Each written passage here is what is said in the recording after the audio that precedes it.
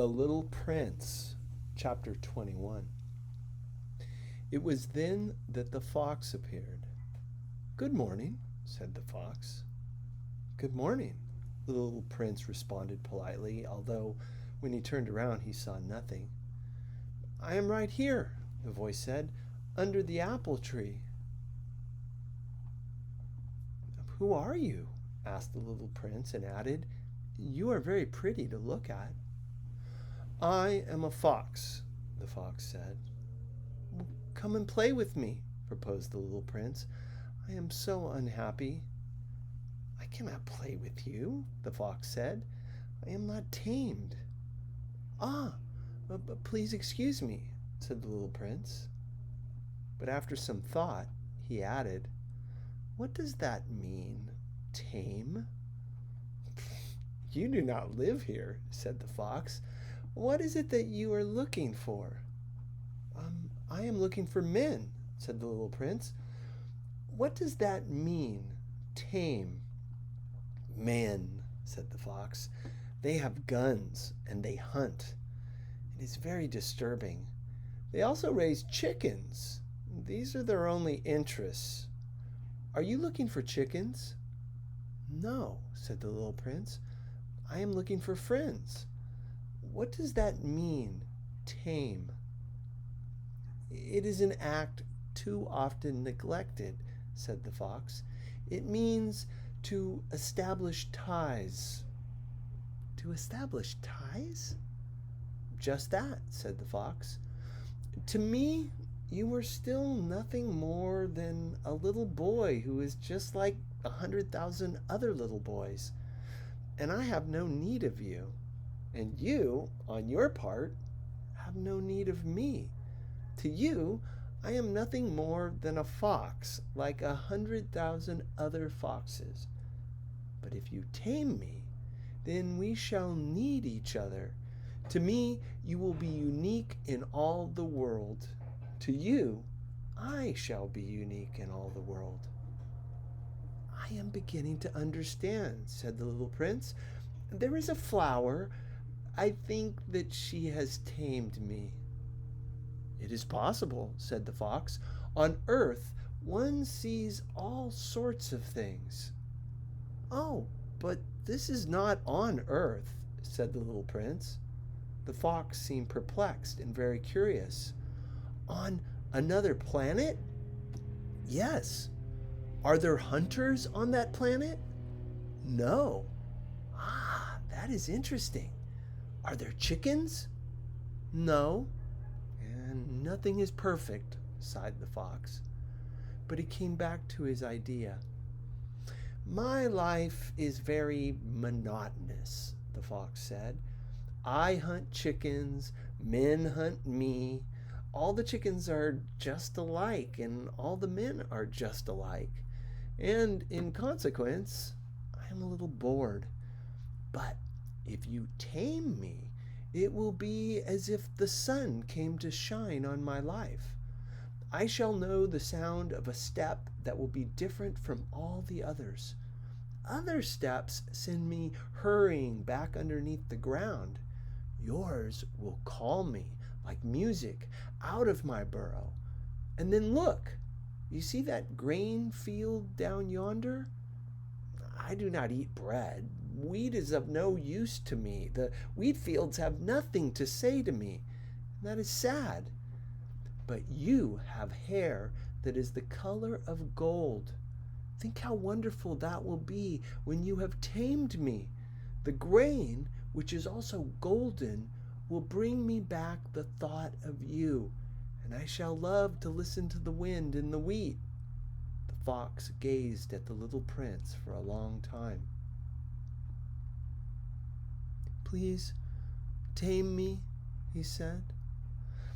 I want to very much," the little prince replied, "but I have not much time. I have friends to discover and a great many things to understand." "One only understands the things that one tames," said the fox.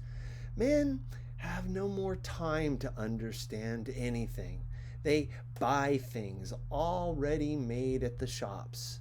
But but there is no shop anywhere where one can buy friendship, and so men have no friends anymore. If you want a friend, tame me."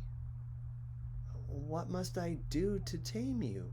asked the little prince.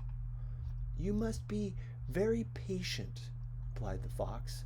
"First, you will sit down a little distance from me, like that, in the grass. I shall look at you out of the corner of my eye, and you will say nothing. Words are the source of misunderstandings, but you will sit a little closer to me every day." The next day, the little prince came back. "It would have been better to come back at the same hour," said the fox. "If, for example, you come at 4 o'clock in the afternoon, then at 3 o'clock I shall begin to be happy. I shall feel happier and happier as the hour advances. At 4 o'clock I shall already be worrying and jumping about. I shall show you how happy I am. But if you come at just any time, I shall never know at what hour my heart is to be ready to greet you. One must observe the proper rites." "What is a rite?" asked the little prince. "Those also are actions too often neglected," said the fox. "They are what make one day different from other days, one hour from other hours. There is a rite, for example, among my hunters. Every Thursday they dance with the village girls. So Thursday is a wonderful day for me. I can take a walk as far as the vineyards. But if the hunters dance at just any time, every day would be like every other day, and I shall never have any vacation at all." So the little prince tamed the fox. And when the hour of his departure drew near, "Ah," said the fox, "I shall cry." "It's your own fault," said the little prince. "I never wished you any sort of harm, but you wanted me to tame you." "Yes, that is so," said the fox. "But now you are going to cry," said the little prince. "Yes, that is so," said the fox. "Then it has done you no good at all." "It has done me good," said the fox, "because of the color of the wheat fields." And then he added, "Go and look again at the roses. You will understand now that yours is unique in all the world. Then come back to say goodbye to me, and I will make you a present of a secret." The little prince went away to look again at the roses. "You are not at all like my rose," he said. "As yet you are nothing. No one has tamed you, and you have tamed no one. You were like my fox when I first knew him. He was only a fox like 100,000 other foxes, but I have made him my friend, and now he is unique in all the world." And the roses were very much embarrassed. "You are beautiful, but you are empty," he went on. "One could not die for you. To be sure, an ordinary passerby would think that my rose looked just like you, the rose that belongs to me, but in herself alone she is more important than all the hundreds of you other roses, because it is she that I have watered, because it is she that I have put under the glass globe, because it is she that I have sheltered behind the screen, because it is for her that I have killed the caterpillars, except the 2 or 3 that we saved to become butterflies, because it is she that I have listened to when she grumbled or boasted, or even sometimes when she said nothing, because she is my rose." And he went back to meet the fox. "Goodbye," he said. "Goodbye," said the fox. "And now here is my secret, a very simple secret. It is only with the heart that one can see rightly. What is essential is invisible to the eye." "What is essential is invisible to the eye," the little prince repeated so that he would be sure to remember. It is the time you have wasted for your rose that makes your rose so important. It is the time I have wasted for my rose, said the little prince, so that he would be sure to remember.